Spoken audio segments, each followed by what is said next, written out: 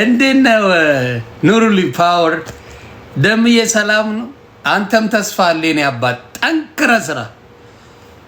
ሶፊያ ድሬ ቤተሰብ እንዴት ናችሁ? ታፕታፕ ኮፒ ሊንክ አድርጉ። አንዴ ታፕታፕ 10 ሺህ ገባና በደንብ ይህን ሁኔታ እንሄድበታለን። ጭውቴው እንደዛ ነው። ወንድ ልጅ ምኑን ይመስላል ሲባል ኪሱን ይላል መጽሐፍ። ወንድ ልጅ ኪሱን ይመስላል። አከተመ።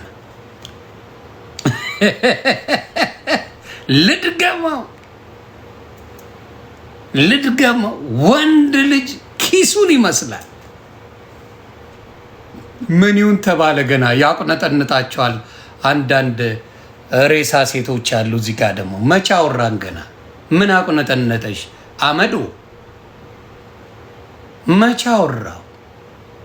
መቼ ተጫውት? ሳልተነፍስ ቀቅለሽ ልትበኝ? ሙጀሊያ ተረጋጊ። መቼ አወራው? ገና ታብታብ ላይ ሰው ደግሞ ፍጥነቱ አቤት አቤት አቤት! የወሬ ጥማት 10 ሺህ ሊያስገባ ነው። ሳላወራ ሙጀሌሽን ይዘሽ ትፎክቻለሽ እንዴ? ተረጋጊ እንጂ ሶፊዬ፣ እንዴት ነሽ? አወራው ገና ሶፊ፣ እስቲ መስክሪ። ሶፊ ድሬ አወራው፣ ተነፈስኩ፣ ሆነ ተከናወነ ከማለት ውጪ ያልኩት ነገር አለ? ማቲሻዬ ምን ብያለሁ? እምትፎክችብኝ መጣሽ። አላወራው ገና ላውራበት እንጂ እንዴ! አትተንፍሱ ሊባል ነው። አዎ አሁን እንጀምራለን። እናንተ ታብታብ ቀጥሉ፣ እኔ አጫውታችኋለሁ። እናንተ የመቻችሁ ሜምበር ትሆናላችሁ። ጭውቴው ምንድነው? ወንድ ልጅ ኪሱን ይመስላል። ኪሱን ይመስላል። አባቴ ኪስ ዳጎስ ካለ የኔ አባት ቆነጃጅት የሚባል በተፈጥሮ ይጠራል፣ ይስባል። ይሄ ነው ታሪኩ። አው ፍሉስ ነው፣ ቹቹሻ ፍሉስ ነው። ቻፒቲ ካለ የሀብታም አስቀያሚ የለው መጽሐፉ ይላል።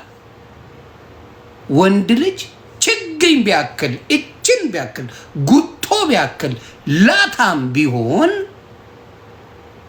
ኪሱ ሞንደል ካለ ቁመቱ ወዲያው ይረዝማል በሴቶች አይን። ይሄ ታሪካዊ መጽሐፍ። ጉርጥ በልቼ ቢሆን ምን ቢሆን ከመቅስፈት ውበቱ ይጨምራል ኪሱ ሲሞላ። ይሄ ነው ሀቁ። በጣም ገንዘብ ፓወራል። አሁን ጆርዲ የምትባለው ሴት እንደዛ ፌሚኒስት ነኝ ሰርቼ ትምህርቴ ተቀይሬ ምናምን ነው ማገባው የምትለው አንድ ቻፓ ያለው ነይ እኔ ጋ ኑሪ ብላ ትምህርቷን ላፕቶፑን ወርውራ ልጥፍ ትረሳዋለች። ለእናንተ ሴት ልጅ ማለት እያለች መቀባጠር ይቆማል።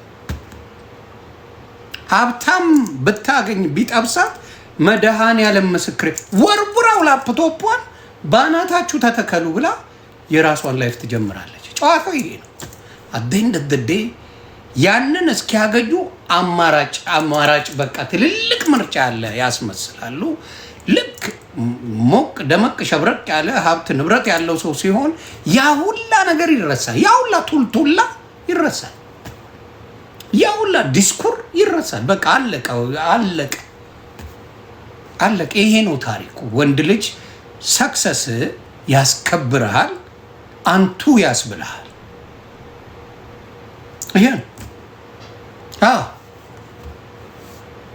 እንግዲህ ማህደር ማየት እንችላለን። ማህደር ትመቸኛል። ቆንጅዬ ልቅም ያለች ልጅ የራሷ ስራ ያላት ምርጥ አርቲስት ቆንጅዬ። እጮኛ የነበረው ፓይለት ነበረ። ፓይለት በኢትዮጵያ ፓይለት ግድንግል ስራ ደስ የሚል አሉሻ መጣ። አላሙዲን ስም ማን ነው ስትለው ገና $7 ቢሊዮን አላት። ስሙ አላሙዲን ስም ማን ነው አለች። አይ 7 ቢሊዮን ነው ስሜ። እድሜው ተረሳ፣ ቦርጩ ተረሳ፣ ሚስቶቹ ተረሱ። ምን ቦይ ፍሬንዷ የት እንደገባ አልታወቀም፣ የት እንደደረሰ ባለቀ። ያ ሁላ ምናምን ባናቱ ተተክሎ ታገኘዋል። ይሄ ህገ መንግስቱ ነው። ሀብት በቀላሉ አይመጣም። ኢስ ሃርድ። የተወሰነ ሰው ነው የሚይዘው ቻፓን። ብዙ ሰው ሊያገኘው አይችልም። ያቺ ሀብት የብዙ ሰዎችን ምን ታደርጋለች? ትስባለች። ማግኔት አለው።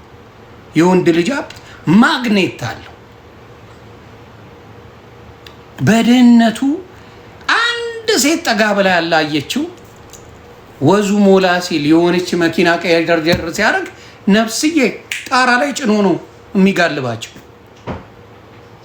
ውሸት አይደለም፣ ማጆሪቲው ነው። ሁሉም እያልኩ አይደለም፣ ማጆሪቲው ግን ከወንድ ልጅ ሰክሰስ ጋር ሴት ልጅ አታችመንት አላት። አለቀ።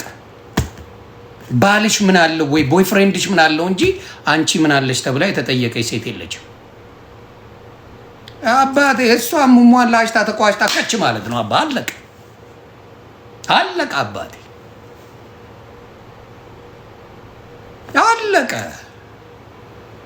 አለቀ። ብዙ ጊዜ ምክር የሚመክሯችሁ ምናምን የሆነ ሰው ሲጠብሱ ያ ምክር ሁላ ገደል ይገባል። እነ ሳራ ዳጣን ምናምን አይታችኋል። ወንድ ከሌለው እንዳቀርቢ ምናምን ይሉና ዳጥዬ ወንድ ገዝታ ትመጣለች። አለቀ። this is part of life። እነሱ የራሳቸውን ጥንድ ሲያገኙ ወዲያው ያውላ ዲስኩር ገደል ይገባል። ለሌላው ሲመክሩ በጣም ጎበዞች ናቸው፣ ጨካኞችም ናቸው። ትዳር፣ ፍቅር በተወሰነ መልኩ መቻቻል ከሌለው በተለይ የማትቻለው ገንዘብ ከሌለ ትግስቱ ቶሎ ነው የሚያልቅ። ገንዘብ ከሌለ ሴት ልጅ ከአንተ ጋር የመሆን ትግስቷ ሙጠጠጠጠጠጠ ነው የሚለው። ጂጂና ዝሆኔን ማምጣት እንችላለን። ይቅርታ ዞን ያልኩ ይቅርታ፣ ጂጂና ሆዴ ማለት ነው። ይቅርታ፣ በቴክኒክ ብልሽት ነው፣ የለመደ አፍ ነው። በጣም ሶሪ። ስታየው ጠብ የሚል ነገር የለም። ስታየው ጠብ የሚል የለም። በፖሊስ አስወጡልኝ፣ ይህ ሰውዬ አስወጡልኝ። በፖሊስ ከቤት ወጣ። ጠብ የሚል ነገር የለም።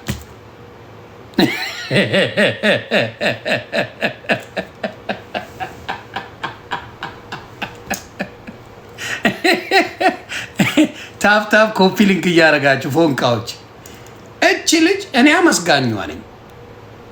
እናትዬ ቆንጆ ነሽ፣ ልቅም ያልሽ ነሽ። ብራዘር ቻፓ ካለ በቃ ያንቺም ታሪክ ይቀየራል፣ የእሱም ህይወቱ ይፈወሳል። ይሄ ነው ታሪኩ። የእሷ ታሪክ ይቀየራል፣ የእሱ ህይወት ይፈወሳል።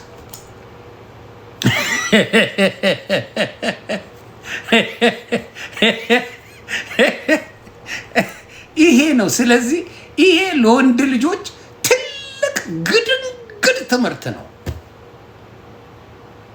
ግድንግድ ትምህርት ነው ለወንድ ልጅ ከገባ። ወንድ ልጅ ድሪም ላይ መሯሯጥ ቆንጆ ነገር ነው። የምትፈልገው ህይወት ላይ ለመድረስ መፍጨርጨሩ፣ ሴት ጋር የምትሄድ ከሆነ ባዶ ነህ። ህልም ላይ የምትሮጥ ከሆነ አሸናፊ ነህ። አሸንፍ ታሸንፋለህ። ይኸው በእድሜ ፋዙካ ነው ጀለስ። ይኸው አንድ ፍሬ ልጅ ነው የሚሆነው። አሁን ህይወቱ ይቀየራል። አንድ ፍሬ ልጅ ጠዋት ላይ እችን ከመሰለች ልጅ ጋር ጋደም ብሎ ሲነሳ ሳይ አምላኪ ሆይ ምን ይሳናል ይላል። ብር ይመቸው አባቴ። አዎ ብር ይመቸው፣ ምችችት ድልልት ይበለው።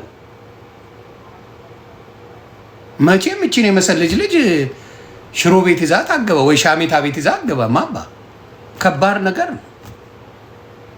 ለጤናም ጥሩ አይደለም። ብር ይመቸው አባቴ። ቻፓ ስራ በምትችለው አቅም በምትችለው መልኩ ትንሽ ተሯሯጥ። በደንብ ይመቸዋል እኮ ነግሬያቸዋለሁ። ጆርዲ የምትባል ያውላ ዲስኩር የምትደሰኩረው ፈጣሪ ምስክሬ፣ ሀብታም እንደው አይጠጋትም አጠገቧም አይደርስም እንጂ ባለ ሀብት መጥቶ ይነዋት አንቺ አሪፍ ነሽ ነይ በቃ እኔ ሁሉን ነገር ቴኬር አደርጋለሁ ቢላ ድራሻችሁን ጥላ ነው የምጠፋው። አካውንት ሆነ ብላ ዲአክቲቬት አድርጋ ነው የምጠፋው። አይ ዲአክቲቬት አድርጌ አልፈልግም፣ የሶሻል ሚዲያ ላይ እንዳይሽ አልፈልግም። አረ ምን አባቱ ይሰራልኛል ጠርቅመው ነው የምትለው። አለቀ። ብር ይመቸው። ብር እስኪመጣ ግን እንዲህ ትሰማለህ በየቦታው ይባላል። ከዛ ብር መጥቶ ስም እድሜ ማን ነው ስም ተብሏል። ይሄ ሰውዬ ተጠይቋል። እርግጠኛ ነኝ የሆነችው ስሜ የዱቄት ፋብሪካ እና የዘይት ፋብሪካ ነው አላት። ስሜ ደምረሽ ድረሽበት 100 ሰራተኞች አሉኝ አንድ ላይ አለቀ አለቀ አለቀ። ይሄን ስለዚህ ማንም ሰው እንዳልኳችሁ ብር ሁሉም ጋር አይመጣም፣ ሁሉም ጋር አይሄድም። አሲዳም ነው ብር። የሆነ በቃ የሚሄድበት መንገድ ብቻ አታውቀውም። የሆኑ ሰዎች በደንብ ይዝናኑበታል። ጨንቋቸው አቅም የወንድ ልጅ ኮንፊደንስ የሚኖረው ገንዘብ ሲኖረው ብቻና ብቻ ነው። በኃይለኛው ኮንፊደንስ የወንድ ልጅ የምታመጣው ገንዘብ ሲኖረው ነው። መቼም እችን ልጅ ወካ በላሻለሁ ብሎ የሚጠብሳት ወንድ የለም። ኢዝና ገና ሃፕን ዱባይ አዝናናሻለሁ ብሎ ነው የሚጠብሳት። ዱባይ ሄደሽ ታውቂያለሽ እንዴ? ቻይና ለሻይ ቡና እንዴት ነው? ታይላንድ ይመችሻል? አለቀ አለቀ። ይሄ ነው ጨዋታው። ተግባባን? እንደዚህ ነው ሙዱ። ስለዚህ አሁንም የምናገራችሁ ምንድን ነው ወንድሞቼ፣ ተስፋ አላችሁ። በብዛት ደግሞ ኤክስፒሪየንስ ማን አለው ከወንድና ከሴት? እውነቱን ልንገራችሁ ከወንድና ከሴት እስከ 25 ዓመት ባለው ወይ 30 ዓመት ባለው ማን ብዙ ቦታ ሄዷል? አብዛኛው ሴት ወንድ ዱርዬ ነው፣ ወንድ ዱርዬ ነው።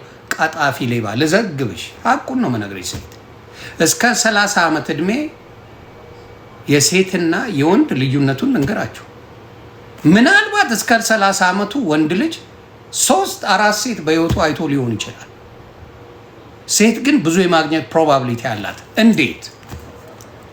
ወንድ ልጅ ሴት ሲጠብስ ዴት ማድረጊያ ቻፓ መኖር አለበት አይደል? የዘመኑ ሀቅ ነው። ዴት ማድረጊያ ገንዘብ መስራት አለበት። ሃይ ስኩል እያለ የምን አባቱን ገንዘብ የለውም። ኮሌጅ እያለ 5 ሳንቲም የለውም። አለቀ። ስለዚህ ምንም ዴት ሊያደርግበት የሚችል ነገር ምናምን ተይያለ ወፍ የለም። ሴቷስ ሃይ ስኩል እያለች ገንዘብ አይጠበቅባትም። ኮሌጅ ብትሄድ ገንዘብ አይጠበቅባትም። አይደለም ኮሌጅ ብትሄድ ድርጅት ቢኖራት ገንዘብ አይጠበቅባትም። ስለዚህ ዴት የማድረግ ፕሮባቢሊቲዋ በጣም ሰፊ ነው። የሚጠበቀው ከወንዱ እንጂ ከሴቷ ስላልሆነ ማለት ነው። ስለዚህ ማን ነው የዴት ቻንሱ ሰፊ የሚሆነው? በነፃ የሚሄደው ነው ወይስ ገንዘብ አምጣ የሚባለው ነው? ስለዚህ ብዙ ወንዶች እስከ 30 በሚደርሰው እድሜያቸው ብዙ ሴት ጋር የመሄድ ቻንስ የላቸው። ሴቶች ግን አላቸው፣ ወንዶች የላቸው። ሴቶች በደንብ አላቸው። የትም ዓለም ላይ ነው ማወራ፣ ይሄ ፋክቹዋል ነው። ስለዚህ ወንድ ምንም እስከሌለው ድረስ ቻንስ የለውም። ሴት ልጅ በቃ ትንሽ ካማረ ብዙ ቻንሶች አላት ወንድ ላይ ማግኘት። ማማር ብቻ ነው የሚጠበቅባት። ተሳ ማማር ብቻ ይጠበቅባታል። ከዛ ወንዱ ይመጣል። እንዲህ ካላረኩልሽ፣ እንዲህ ካልሆንኩልሽ፣ በዚህ ካልተፈለጥኩልሽ፣ በዚህ ወጥቼ በዚህ ገብቼ ብሎ ያንን ያደርጋል። ተግባባል? ስለዚህ ይሄ ነው ችግሩ። አሁን የእሷ ልጅ ላይ ብዙ ልጆች ሲያደርጉ በዚህ ዘመን ትንሽ ማስደንገጫ አይፎን ምናምን እያሳየች ነው። አሁን ሶሻል ሚዲያ ላይ አይፎን ስንት ነው? አይፎን 70 ስንት ነው? አይፎን 17 በኢትዮጵያ ዘግቡኝ። በኢትዮጵያ አይፎን 17 ስንት ነው? ወለየው 250 ሺህ 240 እስከ 250 ሺህ። የስንት ብር ስራ ነው የተቀጠረችው? ቅድስት የስንት ብር ሰራተኛ ናት? እንደ ሀሳብ ማለት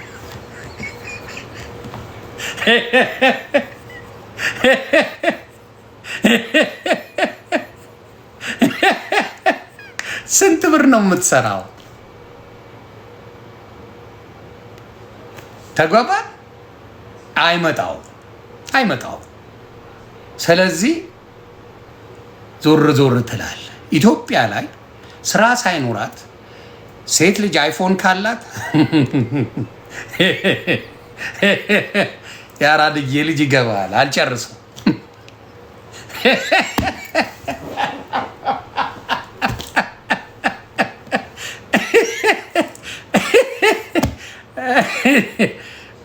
ምንም ስራ የሌላት ሴት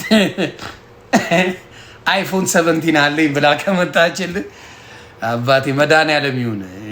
ይሄ ነው በቃ። ብዙ ምለው ነገር የለኝም።